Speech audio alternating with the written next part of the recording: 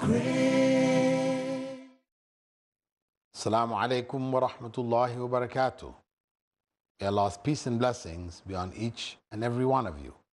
We'd like to welcome you to another in our series, The Best in Islam, where we're looking at prophetic guidance and divine revelation in the form of the Quranic verses, which identify for us what is best in Islam, what is best from the perspective of Islam.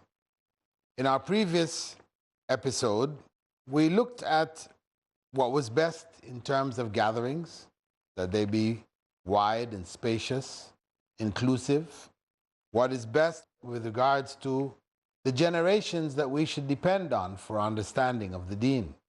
And they were the first 3 generations. And we also looked at the importance of ghusl on Yawm al-Jum'ah, taking a full bath on the day of the congregational prayer known as Jum'ah, which is the day of Friday. In this session, we'll be looking at greetings and what is best with regards to them. We have a verse from Surah An-Nisa, verse 86, in which Allah says, وَإِذَا حُيِّيتُمْ بِتَحِيَّةٍ فَحَيُّوا بِأَحْسَنَ مِنْهَا أَوْ رُدُّوهَا إِنَّ اللَّهَ كَانَ عَلَى كُلِّ شَيْءٍ حَسِيبًا.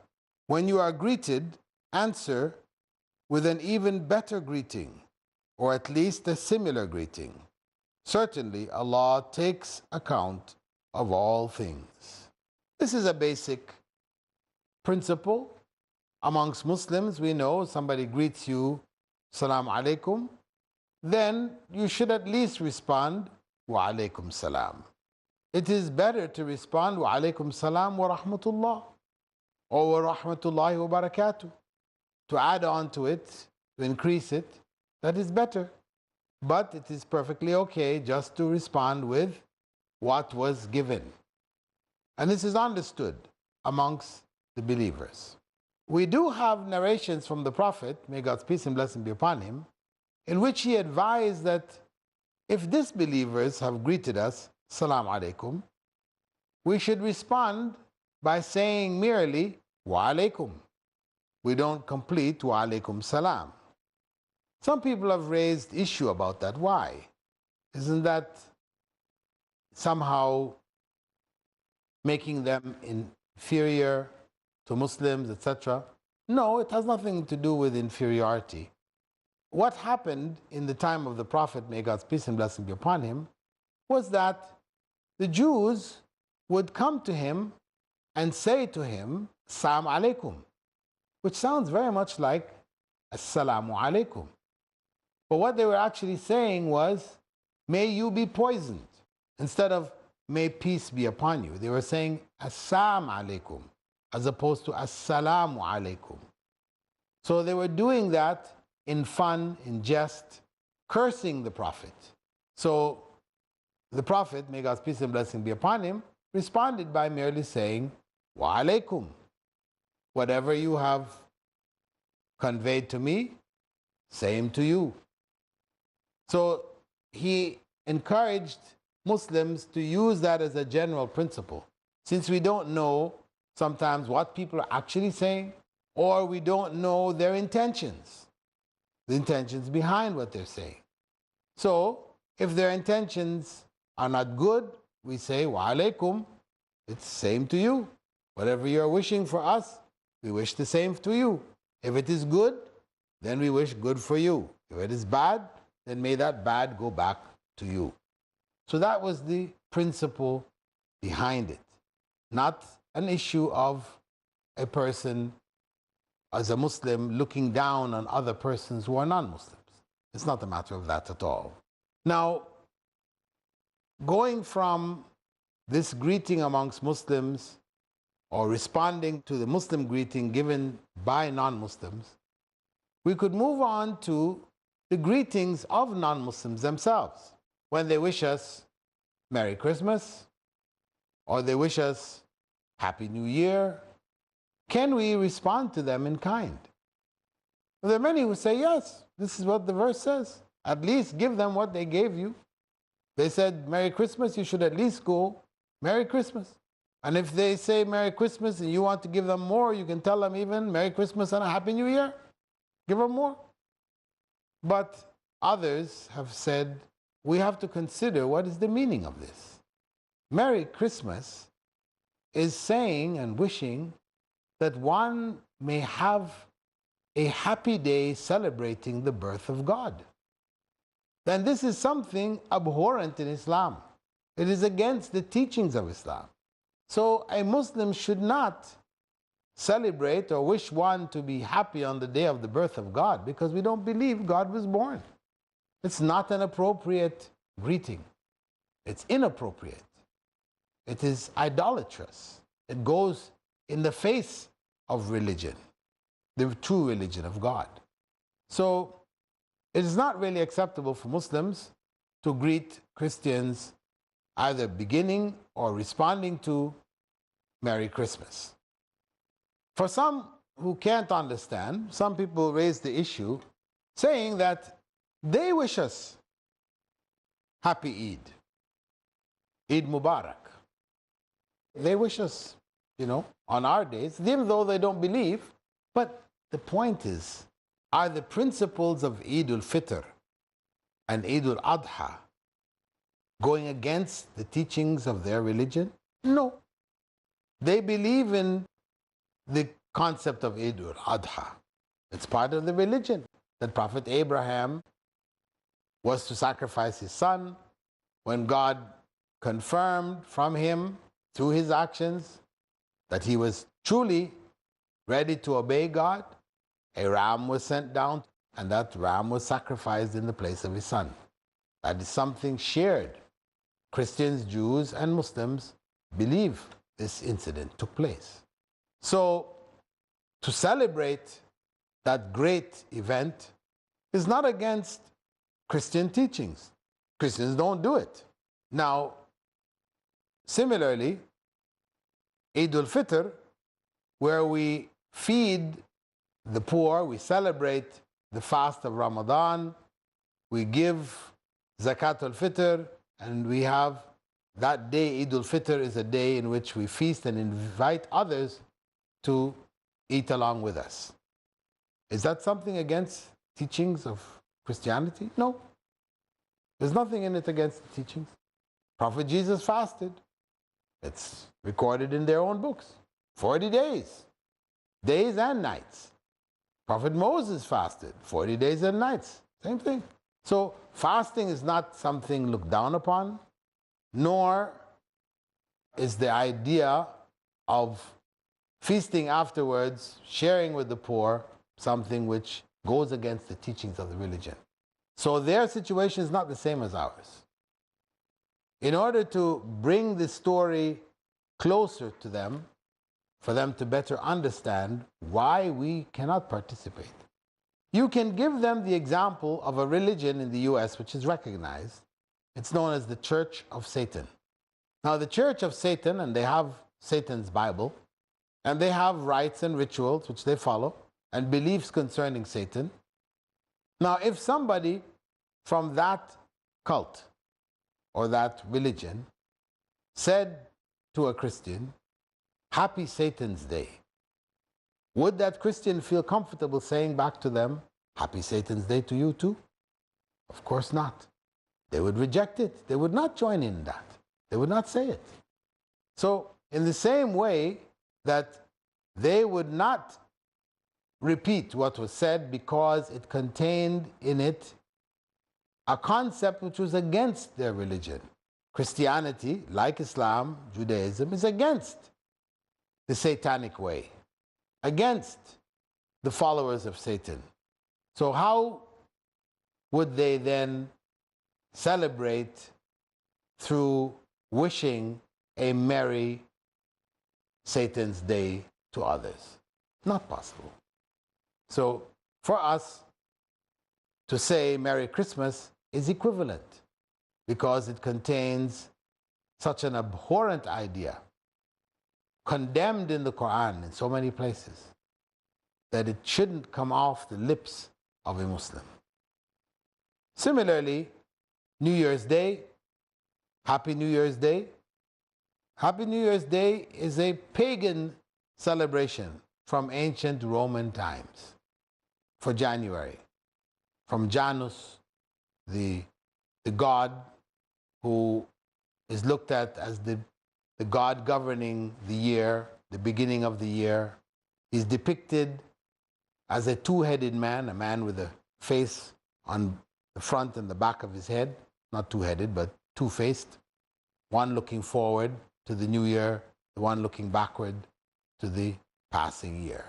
This god was worshipped at the beginning of the new year, January. January is named after this god.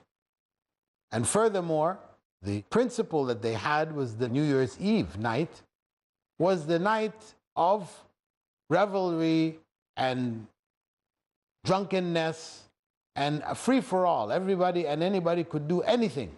Sexual abandonment on that night before the entering. That was the way of celebrating the entering of the new year. And until today, people on New Year's Eve usually go crazy. It's that tradition has maintained itself.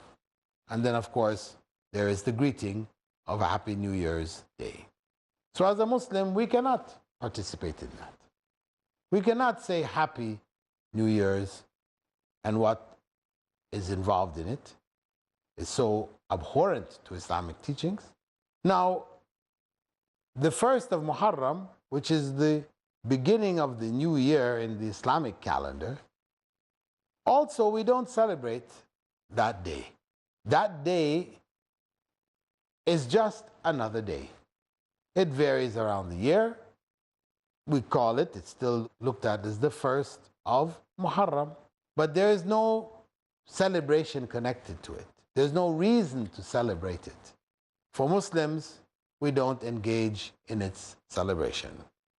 With that, we're going to take a brief break and we'll see you after. Assalamu alaikum wa rahmatullah. Allahu Akbar, Allahu Akbar.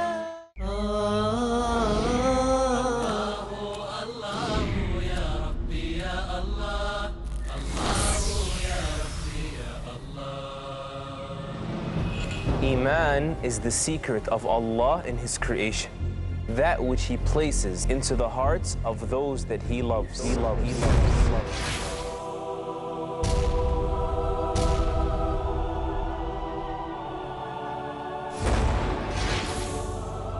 Once it glows, nothing is stronger that can drive a person, and nothing is sweeter that a person can experience. It's a glimpse of paradise that you see with the eyes of your heart.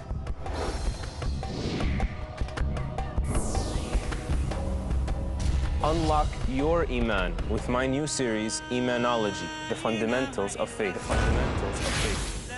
Enrich your Iman by following the factors that would open the door of eternal blessings for all believers in Imanology, the study of Iman, every Sunday at 5 p.m. and repeat telecast at 9 a.m. India on Peace TV.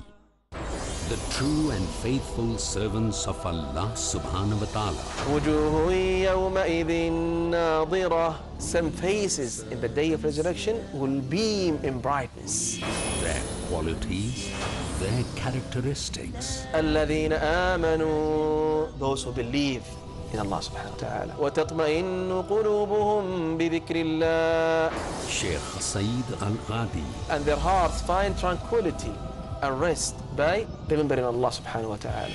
Can we be one of them? Indeed, by remembering Allah subhanahu wa ta'ala, hearts find rest and tranquility. Welcome to a brand new series, The Servants of Allah, Hisham Bilal, which inshallah ta'ala will focus on those issues which Allah subhanahu wa ta'ala loves. Let's learn how and what gains us the favor and pleasure of Allah subhanahu wa ta'ala in Servants of Allah, every Thursday at 4:30 p.m. and repeat telecast at 3:30 a.m. India on Peace TV. Where truth is hidden, and misleading quotations create confusion. Where truth is hidden, lack of knowledge and wisdom cause upheaval and commotion. Where truth is hidden, manipulated scriptures and twisted facts emerge. This very hidden truth creates false propaganda, mayhem, chaos, disorder, and turmoil in our lives and the world order. But is there anyone with courage and wisdom? What is the truth, and who has the courage to expose it?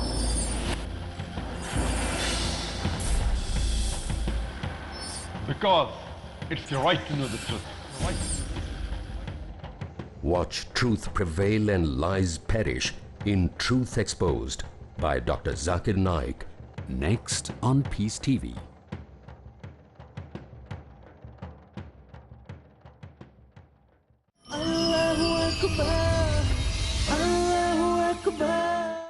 Welcome back from the break.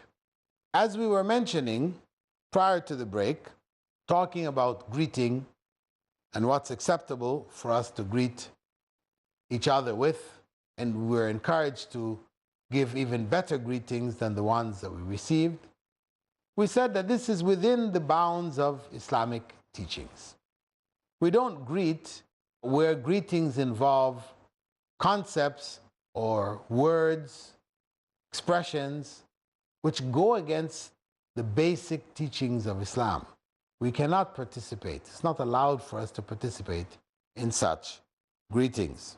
Moving on to the best Hajj, we find Ibn Umar, Abu Bakr, and Ibn Mas'ud all quoting the Prophet ﷺ as saying, Afdalul Hajj, al-Ajj, wa-Thajj.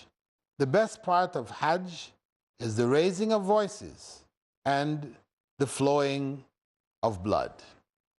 This is referring to the raising of voices in the Talbiyah when a person puts on ihram, they begin to recite a prayer said aloud, Labbaik Allahumma Labbaik, Labbaik la sharika laka labbaik, Inna alhamda wa ni'mata laka wal mulk, la sharika lak. I am responding to your call, O Allah. I'm responding to your call. I'm responding to your call. You have no partner. I'm responding to your call. Certainly all praise and blessings and dominion belong to you. You have no partner. This is the basic slogan of the Hajj. It is repeated from the time that we first put on the garments known as ihram. Women enter into the state of ihram, until we reach Mina. And this is the expression of our intent. This is the only rite in Islam or in the various Islamic practices where we express our intent aloud. In all of the other rites, the intent is kept in the heart. However, in the case of Hajj, we express that intent together, separately. People will make this special dua. So to do so in a loud voice, that is a part of the Hajj, an important part of the Hajj. And also the slaughter of the animal on the 10th that we spoke about before, the slaughtering of the animal in commemoration with the slaughter of Prophet Abraham, the animal which God had sent to him in the place of his son, based on his willingness to sacrifice his son. And the goal behind it is thanksgiving. It is to thank Allah for the blessings that He has given them, sharing the food with the needy in the society, as well as eating from it. But in the course of the sacrifice, we should remember, as Allah said in Surah Al-Hajj, verse 37, neither their meat nor their blood reaches Allah, but your piety reaches Him. So the goal behind the slaughter is not to think that this slaughtering is for Allah. No, it is for the people. It's for yourself. It's purification. And it is that commitment to do so for the pleasure of Allah which increases faith and earns a greater reward. Concerning Hajj, also, we have a statement in the Quran in Surah Al-Baqarah, verse 197, with regards to preparing ourselves and carrying provisions for Hajj. Allah says there, وَتَزَوَّدُوا فَإِنَّ خَيْرَ الزَّادِ التَّقْوَى. Take provision with you. However, indeed, the best provision is piety. Now, this verse was revealed because the people of Yemen used to come for Hajj without bringing provisions with them. They would say that they were putting their trust in Allah. Consequently, on their arrival in Mecca, they would beg the people. So Allah revealed the verse, take provision with you. Indeed, the best provision is piety. So this verse addresses the issue of preparing ourselves, not leaving things to others, saying or claiming that we're trusting in Allah. We make an effort. Trust without an effort is not true trust. That's why on one occasion, when a man came into the mosque and he had left his camel behind, and he asked the Prophet, may God's peace and blessing be upon him, should I trust in Allah or should I tie my camel? The Prophet ﷺ told him, tie your camel and trust in Allah. So we have to make an effort and then we put our trust in Allah. Similarly, Allah tells them, bring your provisions and know that ultimately the greatest provision is piety. We trust in Allah after taking our provision. We don't put ourselves as a burden on people and then claiming that we trust in Allah. This is not acceptable. So Allah made that clarification in that verse. And it provided the principle for us which defines for us what does trust in Allah mean. What does trust in Allah mean? It is not what they call blind trust. Trust without effort. In Arabic, they refer to it as tawakkul. Not tawakkul, but tawakkul, where you throw yourself and then say, oh Allah, I trust in you, you will save me. No, you've thrown yourself off a cliff or out of a building and saying, I trust in you, O Allah. No, you've put yourself in a position where you will harm yourself, most likely. To say you're going to trust in Allah after that is not acceptable. This is why Allah also told us, وَلَا تُلْقُوا بِأَيْدِيكُمْ إِلَّا التَّهْلُكَةِ. Don't throw yourselves into destruction with your own hands. So, what is required of the believer is that they make their effort first and foremost, and then following that, they put their trust in Allah. Similarly with Salatul Istikhara, or Dua al-Istikhara, that we make this dua where we ask Allah to help us determine the correct choice. We make this dua after 2 units of prayer, after we have confirmed what we think is best, after we have made our effort to find out what is the best choice, and we've come to a conclusion that this is the best, at that point we make the dua. We don't make the dua when we don't know. We have no idea of which is best. So it's as if we're waiting that this dua is going to choose between the two for us.